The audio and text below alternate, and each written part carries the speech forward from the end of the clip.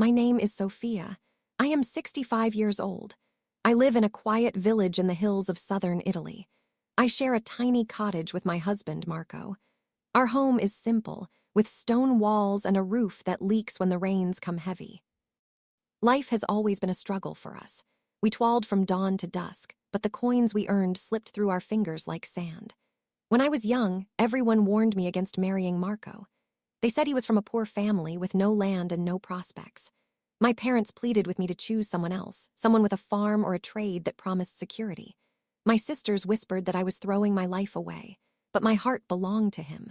I believed in his kindness, his gentle smile. I thought love could conquer the mountains we faced. Against all advice, I chose Marco, convinced we could carve out a happy life together. If you want to journey with me through these memories, please stay by my side. Subscribe to my channel, leave a comment with your country, and share this tale with someone who needs hope. Our wedding was humble, held in the village church with just a few candles flickering in the dim light. No feasts, no dances, no jewels, just our vows exchanged under the watchful eyes of a few family members. Marco took my hand and promised, "I will labor every day for you. I will stand by you through every storm. Together, we will build something real." His words wrapped around my heart like a warm blanket, giving me strength to face what lay ahead. But reality was harsher than our whispers in the night. Marco worked in the olive groves, picking fruit under the scorching sun and through biting winds. His back bent from the weight of baskets, his skin cracked from the earth. Yet the pay was meager, barely enough to keep the wolves from our door. I worked too, sewing clothes for the wealthier families, tending gardens, baking bread for the market. My fingers bled from needles, my knees ached from scrubbing floors. We rose before the sun and collapsed after it set, but our pantry remained sparse. We were blessed with 2 children, a son named Luca and a daughter named Isabella. They were my light in the darkness. I dreamed of giving them education, opportunities, a chance to escape the cycle that trapped us. But every lira went to bread, oil, and rent. There were nights when I skipped meals, telling the children I'd eaten earlier. My stomach growled in protest, but seeing their small faces' content made it bearable. Isabella, our eldest, grew into a beautiful girl with eyes like the sea. She longed for a family of her own, but whispers followed her. "She's from that poor house," the villagers said. "No decent man will take her." Each cruel word pierced me like a thorn. I held her close and murmured, "You are worthy, my Isabella. Your heart is pure gold. Ignore the shadows." Luca, our younger one, was quieter, observing the world with wide eyes. He saw Marco stagger home with weary steps, saw me massage my swollen hands after a long day. He heard my muffled sobs in the night when I thought everyone slept. He didn't say much, but I knew he absorbed our pain like a sponge. One rainy afternoon, I sat mending Luca's torn shirt, tears blurring my vision as I thought of their futures. "If only I could give them more," I whispered to the empty room. Isabella entered then, her dress mudded from helping in the fields. She saw my face and knelt beside me. "Mama, don't weep. One day I'll lift this burden from you." She was just a girl, but her voice carried the weight of mountains. My heart swelled with love and worry. I pulled her into my arms, kissing her forehead. Marco came in moments later, his clothes soaked. He placed a calloused hand on Isabella's shoulder. "Daughter, life is a steep path, but with determination you can reach the summit." That night, sleep evaded me. I lay staring at the cracked ceiling, thinking of Isabella's promise, Marco's exhausted frame, Luca's innocent gaze. I prayed silently to the saints, not for riches for myself, but for my children's wings to fly. "I can't give them palaces or silks," I murmured, "but perhaps they will grant me serenity before I depart this earth." The days blurred into one another. Marco continued in the groves, I in my endless chores. Villagers sneered sometimes, pointing at our shabby home. "Look at them, scraping by like beggars." Their laughter echoed in my ears, making my steps falter. I shielded my children as best I could, whispering, "Hold your heads high, better days will come." But doubt gnawed at me. One quiet evening, as the sun dipped behind the hills, I confided in Marco. My voice trembled. "We've given everything, yet they mock us. Am I a failure as a mother?" He cupped my face gently. "Sophia, you are the pillar of this family. Without your strength, we'd crumble." His comfort eased the ache, but questions lingered. "Will our children resent us for this life?" I asked. He had no words, only a silent embrace. As hardships mounted, meals grew scarcer. Some evenings we shared only stale bread and a bit of cheese. I'd portion mine to the children, claiming fullness. Isabella noticed once, her brow furrowing. "Mama, why don't you eat more?" I smiled faintly. "I'm fine, Cara, save your worry." But her eyes told me she knew the truth. As she grew, Isabella became more resolute. She moved with purpose, speaking less but doing more. When villagers' taunts brought me home in tears, she'd notice my reddened eyes. "Why do you cry, Mama?" she'd ask softly. I'd brush it off. "Just tiredness, my love." But one night she took my hand firmly. "I see it all. I swear I'll turn this around." Her young face held a fierce determination that both scared and inspired me. I wanted to shield her from such burdens, but the fire in her spirit was unquenchable. Time wore on us like the wind on the cliffs. Marco and I aged, our bodies protesting the endless labor. My joints ached carrying laundry baskets, Marco's cough worsened from dusty fields. Yet love sustained us, though it didn't silence the jeers. We remained on the fringes, poor and overlooked. One twilight, I sat with Isabella under the olive tree in our yard. "You're our beacon now," I said. "Luca needs guidance. You must learn, grow strong." She met my gaze steadily. "Mama, I'll do more than that. I'll give you the dignity you deserve." I touched her cheek. "Don't burden yourself with impossible dreams." But she replied, "Life has been unkind to you. I'll be fiercer than life itself." Pride and fear warred within me as I prayed for her path to be kind. Isabella never forgot her vow. From her early teens, she sought ways to help. She started small, gathering wild herbs to sell at the market, weaving baskets for neighbors. The sun beat down on her as she trudged miles, but she'd return with a handful of coins, pressing them into my palm. "For you, Mama." Tears pricked my eyes. "You shouldn't suffer so," she smiled. "Your suffering fuels me. Let me shoulder it now." Soon, she found work at the village bakery, kneading dough from before dawn, her arms dusted in flour. The owner was gruff, barking orders, but Isabella endured, her hands blistering from hot ovens.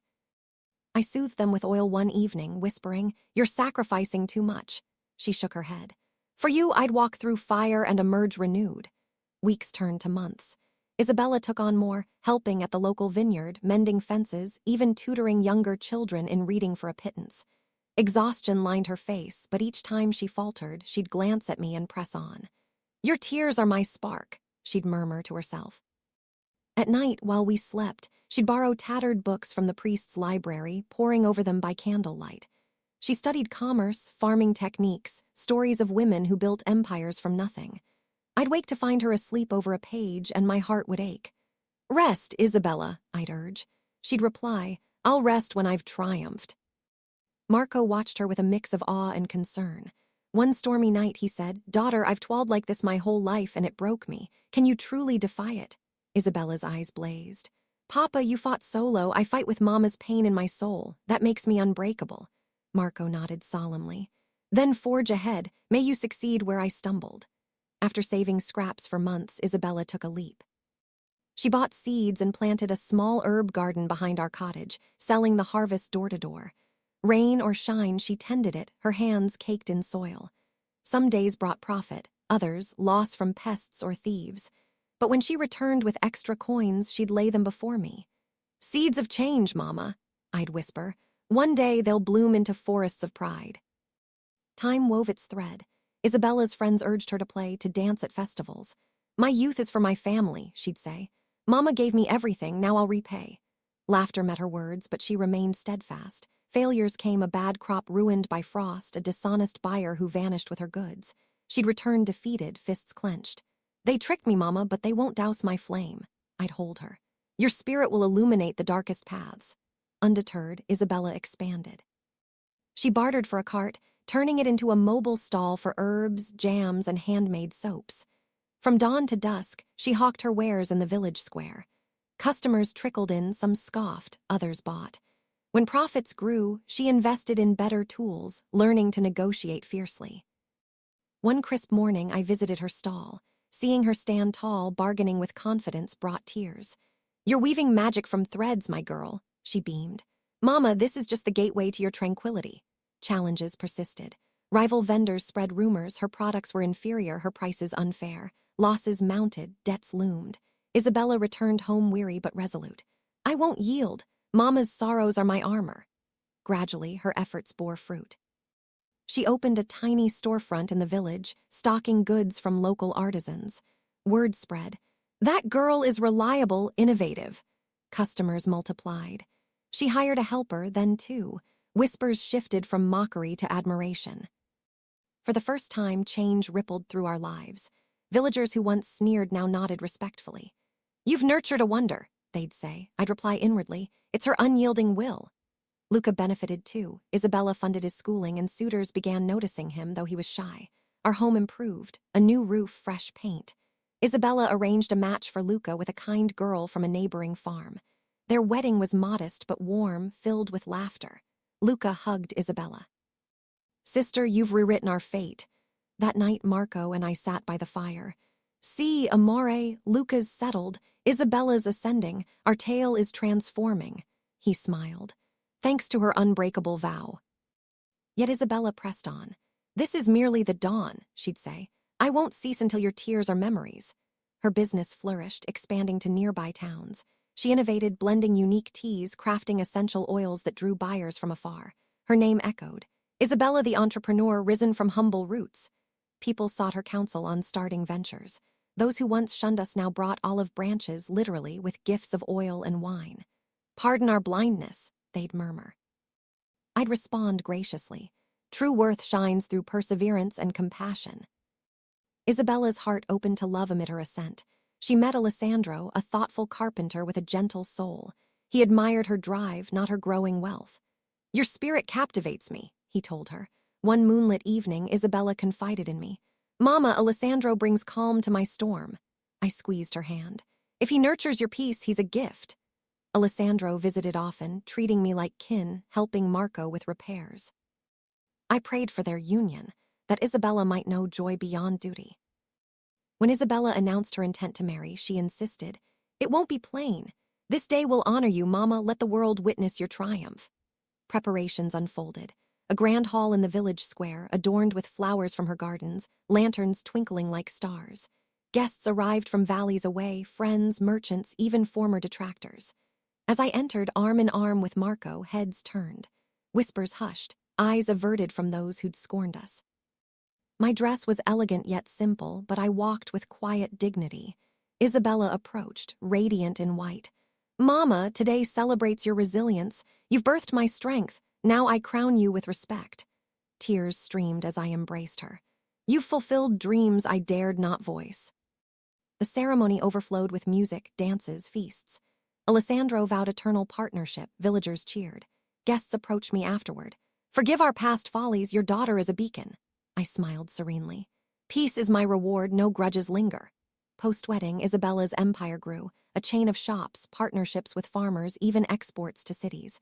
Her reputation as a savvy, ethical businesswoman soared. Praises always redirected to me.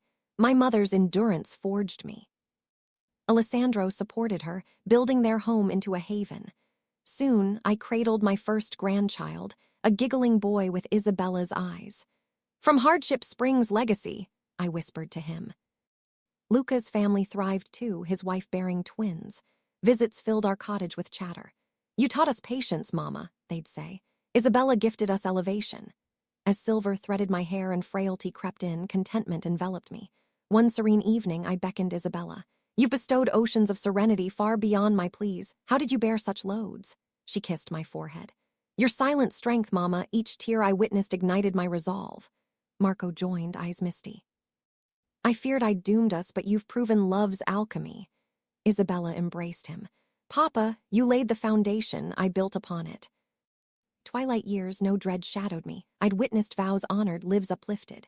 To Alessandro, I'd say, "When I'm gone, rejoice, I've departed in glory, not want."